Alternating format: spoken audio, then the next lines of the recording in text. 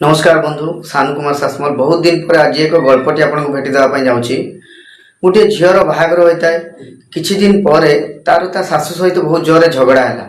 तो जितेबाला तार झगड़ा है सी बापा भाई को फोन कला एवं ये झगड़ा बाबद में जनइला कि मुझे घरे रही नहीं मत आसी नहीं जातु बोली।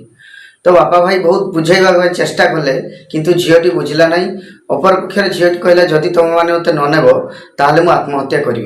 एसबू शुणिला बापा आसी घर को नहीं गले। घरे झीटी किछि दिन रहिला। किछि दिन रहिबा परे मध्य ता बापा ताको बुझाइबा पई चेष्टा कले किंतु झीटी बुझला नहीं।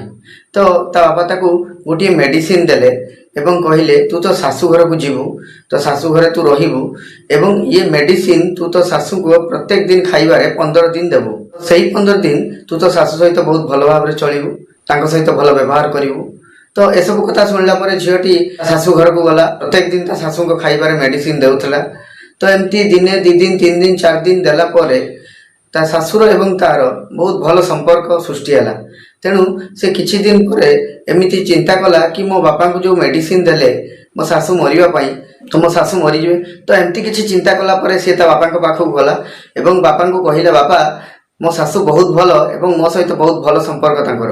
तो एसबू शुणिला परे बापा कहले मु तो शाशु को मरिबा पई औषध देई नथिली। तुम 2 जनक भितर केमिति सुसंपर्क गठित हेबो सेहिति पई मु 15 दिन समय नेइथिली एवं तते मिछटरे मेडिसिन देइथिली जे तो शाशु मरिबे बोली।